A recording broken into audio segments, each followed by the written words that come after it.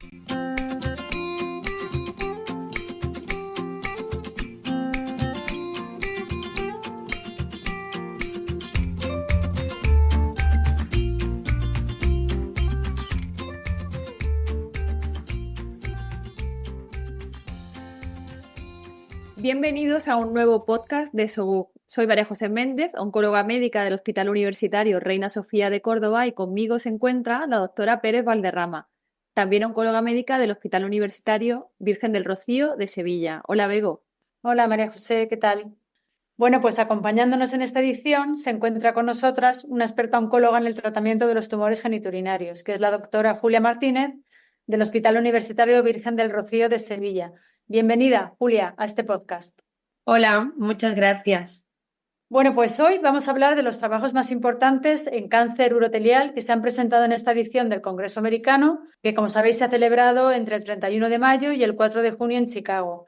Así que, Julia, cuéntanos, ¿qué destacarías en cuanto a cáncer urotelial en este congreso?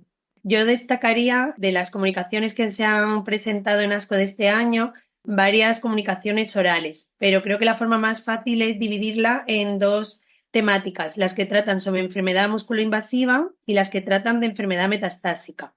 Comenzando con la enfermedad musculoinvasiva, me gustaría destacar la comunicación que desde mi punto de vista es la más relevante, que es el análisis intermedio del estudio fase 2 SURE-01, que evalúa sacituzumab govitecan en neoadyuvancia en carcinoma urotelial musculoinvasivo. Además, es una comunicación importante porque es la primera vez que se reportan datos de SACI en este contexto. El estudio es un estudio fase 2 en el que se evalúa la eficacia y la seguridad de sacituzumab en neoadyuvancia en tumores T2, T4, N0, M0, que fueran inelegibles para tratamiento con cisplatino neoadyuvante o rechazaran este tratamiento. Recibían en la cohorte de monoterapia, que es de la que se han comunicado los datos, 4 ciclos de SACI día 1 y 8 cada 21 a 10 miligramos kilo, tras lo cual se llevaba a cabo la cistectomía. El objetivo primario fue la tasa de respuestas completas patológicas y como objetivos secundarios se encontraban el downstaging tumoral, la supervivencia libre de enfermedad, la supervivencia global, la calidad de vida y la seguridad. En este ensayo se incluyen un total de 31 pacientes, aunque a la hora de llevar a cabo el análisis hay que tener en cuenta que 10 pacientes estaban en tratamiento neoadyuvante y 3 pacientes habían fallecido durante el tratamiento neoadyuvante, con lo cual tenemos los datos de 18 pacientes que finalizaron el tratamiento de manera completa y de las cuales tenemos datos de respuesta.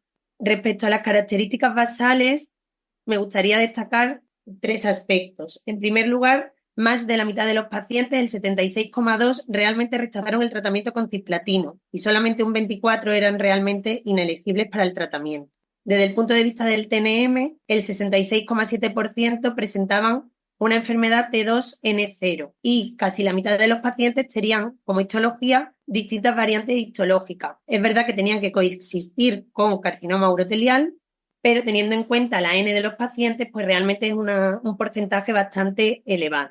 El primer aspecto importante a destacar es que tras el inicio del tratamiento de los 8 primeros pacientes, se detectaron una alta tasa de efectos adversos relacionados con el tratamiento, con un 75% de neutropenias grado 3-4 y hasta un 50% de diarreas grado 3-4, lo que supuso una reducción de dosis en el 75% de ellos. Además, hay un paciente que falleció por un evento relacionado con el tratamiento, por una sepsis secundaria a la neutropenia, con lo cual todo esto llevó a una enmienda del protocolo y los principales cambios fueron modificar la dosis de 10 miligramos kilo a 7,5 miligramos kilo desde el ciclo 1, el uso de profilaxis primaria de factores estimulantes de colonia desde el ciclo 1 y además excluyeron pacientes que tuvieran 3 o más factores de riesgo para desarrollar neutropenia febril según las guías de ASCO. Con todos estos cambios, lo primero que destacan los autores es que hubo una reducción drástica del porcentaje de interrupciones, reducciones y descontinuaciones del tratamiento,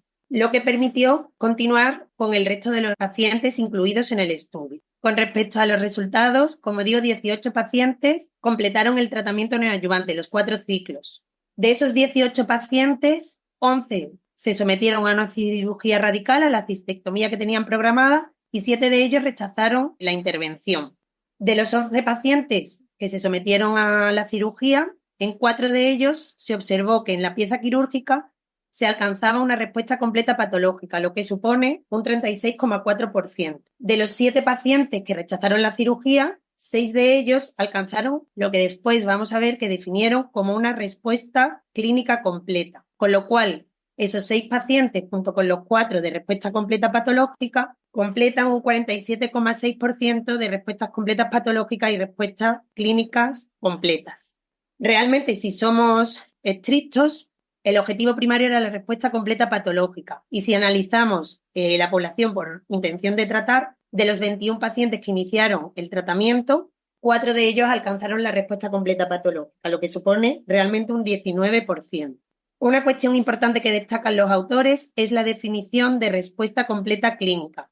Esto quiere decir que de los 7 pacientes que rechazaron la cirugía radical, todos ellos, tras el tratamiento neoadyuvante, se realizaron una resonancia post-tratamiento, una cistoscopia, un test de ctDNA y una RRTU.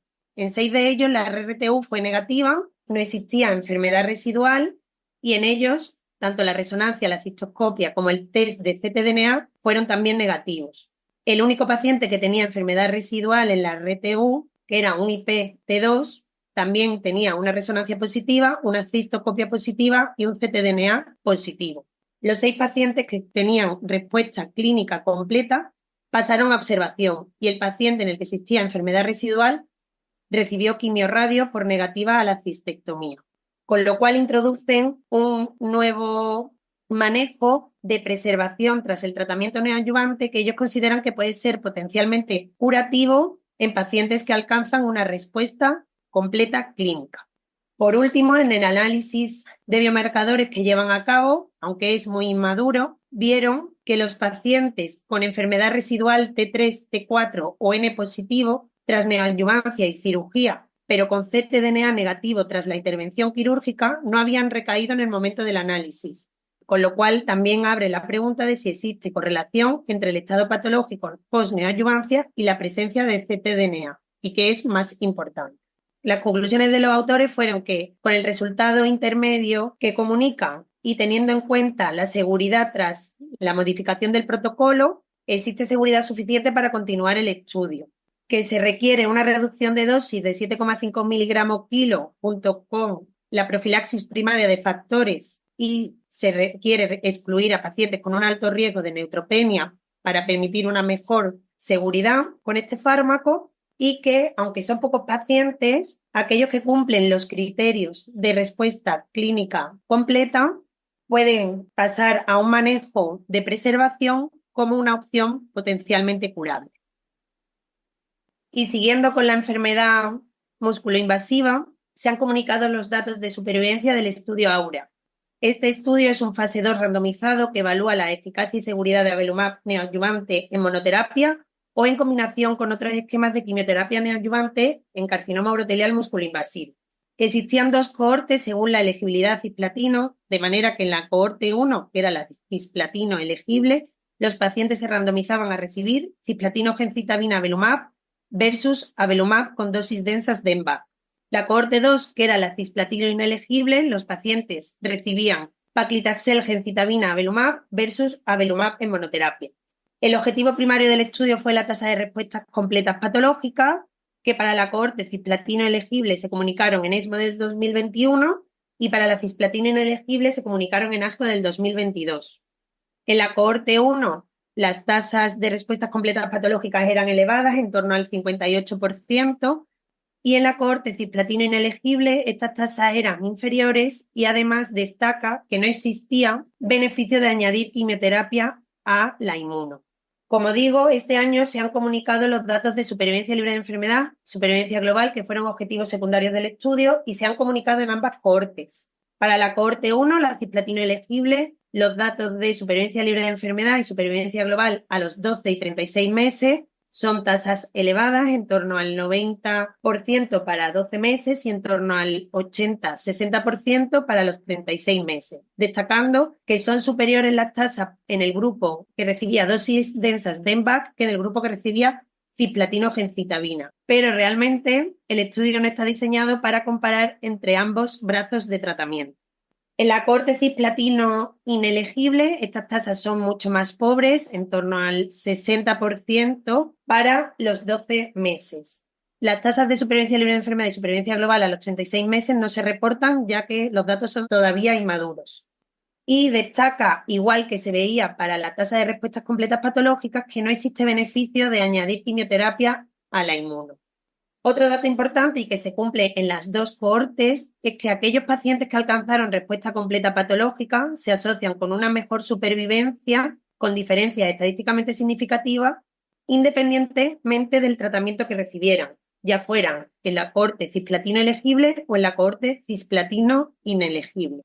Con lo cual, las conclusiones de los autores son que existen tasas elevadas de supervivencia libre de enfermedad y supervivencia global a los 12 y 36 meses para pacientes cisplatino elegibles que reciben avelumab con quimioterapia basada en cisplatino, sobre todo en aquellos pacientes que reciben dosis densas de EMBAC. En la cohorte cisplatino inelegible, estas tasas de supervivencia son más pobres, no existe beneficio de añadir quimioterapia a avelumab y se requiere un seguimiento más largo para tener datos sobre supervivencia a 36 meses. Como ya sabemos, la tasa de respuestas completas patológicas se correlaciona con una mejor supervivencia, pero no obstante se requieren estudios fase 3 para validar estos resultados. Y ya hemos terminado con la parte de enfermedad musculoinvasiva. Bueno, pues yo creo, Julia, que como resumen, ¿no? Seguimos, no hay cambio en el estándar en la neoadjuvancia, ¿no? Seguimos con el cisplatino, gencitabina, dosis densas de EMBAC. Y luego en el estudio de satituzumab govitecan, que es verdad que es un estudio muy pequeñito, ¿no? En realidad 18 pacientes evaluables, pero bueno, yo creo que se saca mucha información, ¿no? Es llamativo y se ha visto también en otros estudios con SACI la tasa de neutropenias febriles, que se hace con la dosis estándar. Todos los protocolos con satituzumab govitecan han hecho enmiendas para bajar la dosis de manera desde el principio, ¿no? Y poner factores estimulantes de defensas. Y bueno, veremos a ver qué pasa. Ya tenemos una nota de prensa que en tercera línea en enfermedad metastásica el estudio es negativo y también comunican una alta tasa de neutropenias febriles. Y yo creo que un punto importante de este estudio creo que es valorar lo de la respuesta clínica, ¿no? Porque ya hay varios estudios en neoadjuvancia que han introducido ya este tema, ¿no? El no buscar la cistectomía radical, sino con criterios clínicos cómo valorar la respuesta, ¿no? En vez de criterios patológicos. Y no sé qué piensas, si debería profundizarse más en este tema o qué opinas. Yo creo que sí, que debería profundizarse más en este tema porque realmente las cistectomías es una operación con una alta mortalidad, con un claro empeoramiento de la calidad de vida de los pacientes y yo creo que todo lo que sea preservar la vejiga o hacer técnicas de preservación siempre que se pueda debería priorizarse.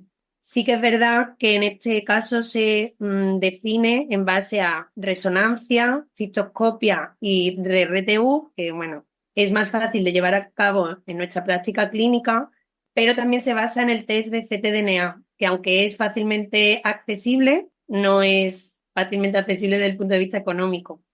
Y no sé hasta qué punto eso se va a poder trasladar a nuestra práctica clínica a corto plazo. Entonces yo creo que es algo en lo que tenemos que seguir profundizando, que debemos seguir introduciendo estos datos como objetivos de los estudios de neoadjuvancia para que en el futuro pudiera ser una realidad. Un apunte acerca del fármaco, que quizás no sea el fármaco mejor para llevarlo a cabo en un ensayo en pacientes que no son candidatos para cisplatino, ¿no? Aunque es cierto, creo que has comentado que un porcentaje de esos pacientes, que no eran muchos, habían rechazado realmente, ¿no? El tratamiento con cirugía directamente, ¿no? Creo que habías comentado. Sí, 7 pacientes de los 18 habían rechazado hacer la cistectomía. Con lo cual, claramente no es que no fueran pacientes fit, ¿no? Sino que los pacientes rechazaban, ¿no? Y luego, vamos, que resulta que es un fármaco que han tenido que hacer reducciones de dosis a lo largo del estudio para poder llevarlo a cabo e implementarlo y que necesitan factores, ¿no? Y que quizás a lo mejor no sea el fármaco idóneo para neoadjuvancia en este tipo de pacientes. Y luego creo que este estudio lleva como otra parte que no se ha comentado todavía porque está en curso, que lleva como tras el tratamiento de inducción con quimio, lleva luego pembro adyuvante, ¿no? Me parece, ¿no? El 02, no sé si... Sí, otra cohorte que es el SURE 02, en el que se hace neoadyuvancia con Pembro y Safti, también a dosis de 10 miligramos kilo inicialmente, y después de la cistectomía, después de esos primeros 4 ciclos, se sigue con pembrolizumab adyuvante por 13 ciclos. El estudio que hay en metastásica en fase 2, que también compara SACI y Pembro, realmente añadir Pembro no era como con EV, ¿no? Aquí no aumentaba la tasa de respuestas radiológicas. Hablamos de enfermedad metastásica, ¿no? Que no tengo muy claro si el objetivo va a ser finalmente respuesta completa patológica, si realmente añadir el Pembro aporta algo o no, ¿no? Yo creo que a lo mejor el objetivo debería ser más, ¿no? Supervivencia libre de enfermedad o supervivencia libre de enfermedad de X años, ¿no? Porque no parece que las respuestas se aumenten mucho con Pembro, al menos en metastásica. Sí, igualmente también los problemas que han tenido fundamentalmente en el SURE 01 han sido temas de toxicidad. Entonces, bueno, yo creo que también tenemos que aprender a manejar el fármaco, reducir la dosis como hicieron en la enmienda, para que quizá un fármaco que es eficaz, pues tampoco lo descartemos por tema de toxicidad. Sí, sí, estoy de acuerdo. Bueno, yo creo que podemos seguir, ¿no? Enfermedad metastásica. Pasamos ahora a la parte de enfermedad metastásica. La primera comunicación que os quería comentar es un análisis post-hoc de la caracterización de pacientes con respuesta completa y de pacientes que únicamente presentan afectación ganglionar como única localización metastásica del estudio CheckMate 901. Como sabéis, este estudio es un estudio en primera línea de enfermedad metastásica para pacientes cisplatino elegibles en los que se demuestra una mejoría de la supervivencia global y supervivencia libre de progresión con la combinación de cisplatino, gencitabina, nivolumab seguido de nivolumab de mantenimiento frente a quimioterapia sola. Dentro de los objetivos exploratorios se encontraba la tasa de respuesta objetiva, que fue superior para el brazo de quimio-inmuno, y la tasa de respuestas completas también se vio que era superior en el grupo de tratamiento experimental. Lo que hacen en este análisis es analizar aquellos pacientes que presentan respuesta completa dentro del estudio y comparándolo con respecto a la población general, ven que todas las características están bien balanceadas, salvo el hecho de que existe un alto porcentaje de pacientes, superior al 50%, que presentan únicamente afectación ganglionar como única localización metastásica. Por ello, se centran en analizar las características de estos pacientes con afectación únicamente ganglionar por ver si la combinación de quimio-inmuno pudiera ser potencialmente efectiva en estos pacientes. Centrándonos, como digo, en pacientes con únicamente afectación ganglionar, observaron que la tasa de respuestas objetivas era mayor que la reportada para la población general del estudio y que la tasa de respuestas completas era casi del doble si recibían quimio-inmuno que si recibían quimio sola. Además, vieron que la tasa de respuestas objetivas era superior, así como la tasa de respuestas completas, independientemente de dónde se encontraba dicha afectación ganglionar, ya fuera a nivel pélvico, a nivel retroperitoneal o a distancia.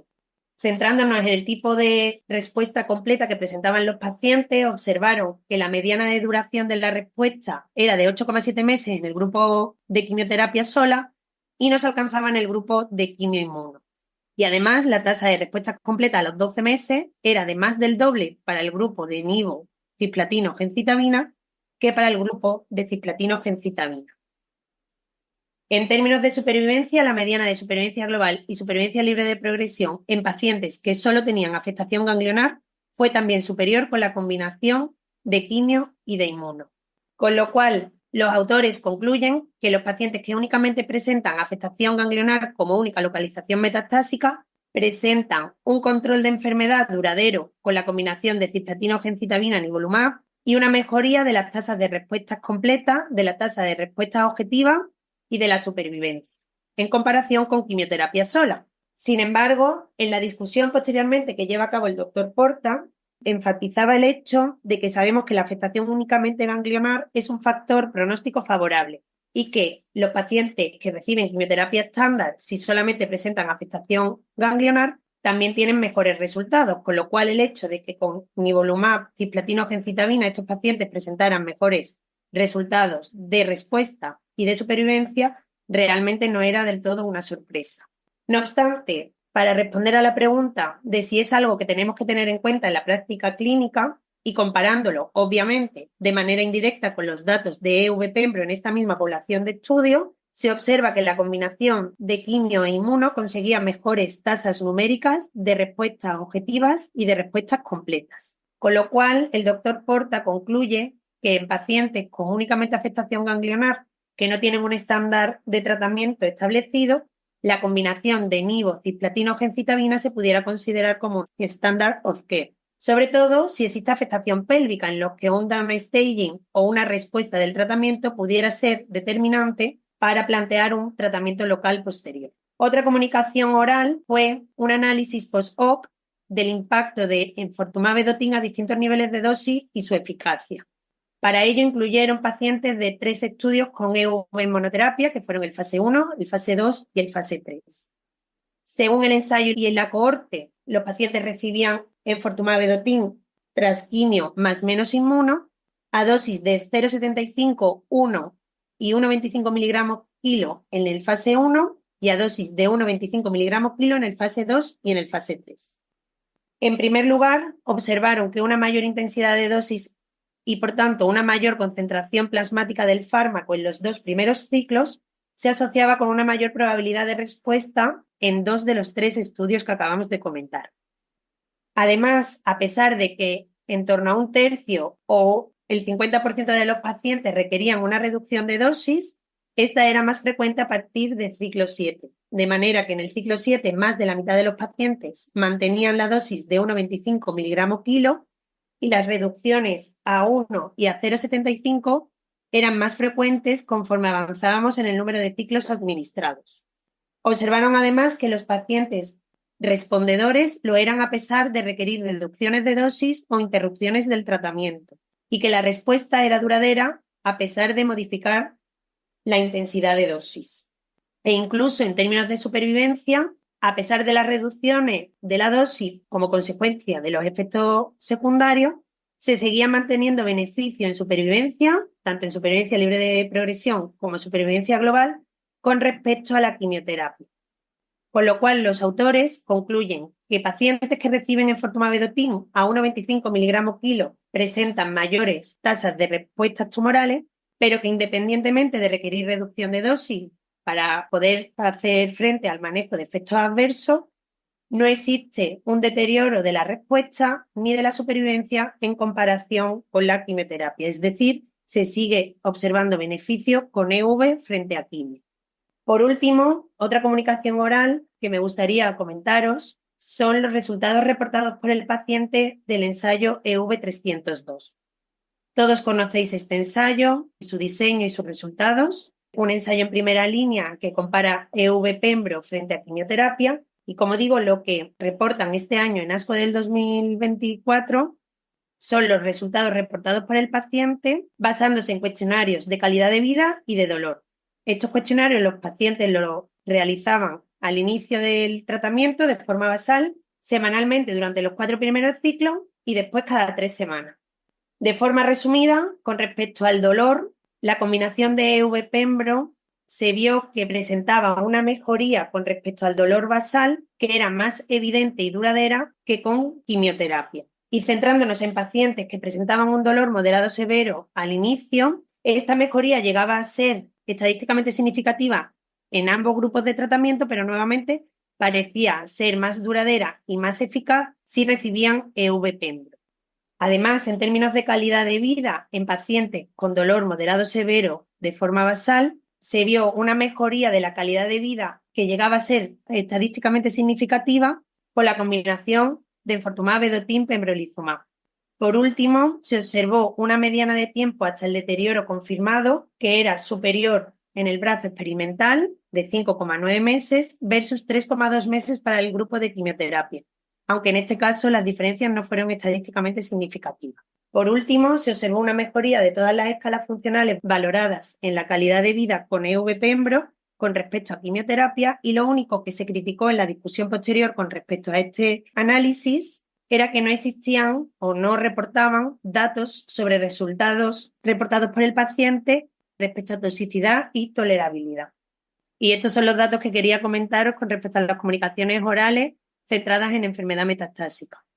Bueno, el tema de calidad de vida es que realmente ningún estudio se reporta específicamente datos de toxicidad o tolerabilidad, ¿no? Al final la calidad de vida es un conjunto de ítems en el que no hacen preguntas específicas sobre el tratamiento exactamente, con lo cual la crítica, bueno, en todos los estudios se podría hacer la misma, ¿no? Sí, sí, sí, totalmente de acuerdo. Y yo una pregunta tengo. A ver, es muy difícil, pero si asumiendo que algún día tengamos todas las combinaciones posibles en primera línea, ¿qué vamos a hacer con los pacientes de afectación ganglionar? Porque claro, este análisis de si es mejor cisgem-nivo frente a cisgem o EV-pembro frente a platinogencitabina, en afectación ganglionar ambos esquemas salen favorables. Entonces, bueno, si tuviéramos que decidir en un paciente que solamente tenga afectación ganglionar, ¿vamos a ser capaces de hacerlo o no? Yo creo que no va a haber un estudio comparativo específicamente en ese grupo de pacientes para poder responder esa pregunta con seguridad. Nos vamos a tener que basar, en todo caso, en datos indirectos que no deben compararse unos estudios con otros. Y yo creo que al final decidiremos, siempre y cuando tengamos acceso a todo, en el caso ideal de que lo tuviéramos, un poco según el perfil del paciente, si existe algún dato para no recibir cisplatino o si tienen alguna enfermedad que haga incompatible recibir enfortumab vedotin, que va a ser un poco según el perfil de paciente, siempre y cuando tuviéramos todas las opciones disponibles. Estos pacientes siempre hemos considerado que son de mejor pronóstico en general en la clínica, lo vemos todos los días. ¿Cuál es vuestra aproximación en pacientes con afectación pélvica que has comentado? Que esos pacientes incluso a veces se les da la oportunidad a veces de después de la quimio si hacen una buena respuesta, en este caso sería a lo mejor quimioinmuno. ¿Valoráis cirugía en algún caso de afectación pélvica con respuesta completa? Yo creo que al menos un tratamiento local ya pudiera ser a lo mejor radioterapia con intención radical, SBRT, sí que se le debería plantear. ¿Y cirugía en algún caso de estos pacientes? Que siempre es verdad que hay algunos que luego se mantienen durante mucho tiempo bien, no lo has operado y te progresan luego. No sé, es que a veces surgen dudas con ese tipo de pacientes, ¿no? Sí, desde luego es algo que comentar en comité.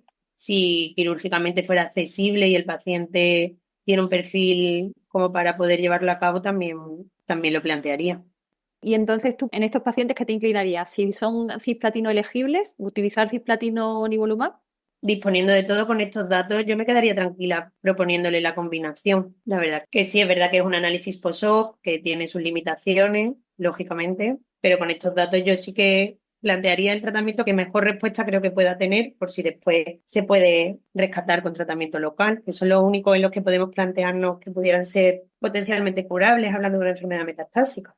También vamos a tener, cuando salgan los datos de V-pembro en neoadjuvancia, ahí se incluían los pacientes N1. No es, bueno, es afectación pélvica unilateral, pero bueno, también nos dará algún dato, ¿no? De qué respuesta patológica tienen estos pacientes, qué respuesta radiológica. Y en realidad ya lo estamos haciendo con quimio, ¿no? Estos pacientes muchas veces les hacemos cisgen, en vez de hacer 4 ciclos llegamos a 6 y si están en respuesta completa le estamos operando. Yo creo que con las nuevas combinaciones, si esa posibilidad de respuesta completa es todavía más alta, con más razón más pacientes se podrán intervenir, ¿no? O preservar si no quieren intervenirse, sin duda.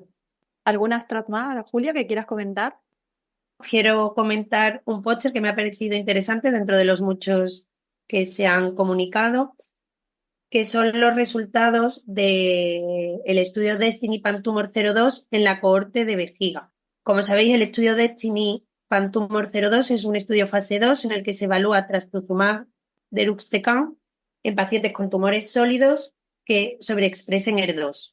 Incluyen pacientes con ECOG 01 que hubieran recibido al menos una línea previa de tratamiento con sobreexpresión por inmunistoquímica de ER2, 2 cruces o 3 cruces, ya fuese la determinación local o central.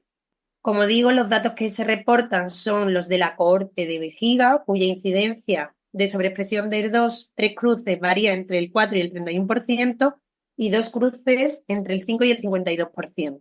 Los objetivos primarios fueron la tasa de respuestas objetivas y como objetivos secundarios la duración de la respuesta, la tasa de control de enfermedad, la supervivencia libre de progresión, supervivencia global y seguridad. Centrándonos en los 41 pacientes de la cohorte de vejiga, la mediana de edad fue de 67 años, más de la mitad de los pacientes, el 65,9%, lo recibieron en tercera o sucesivas líneas.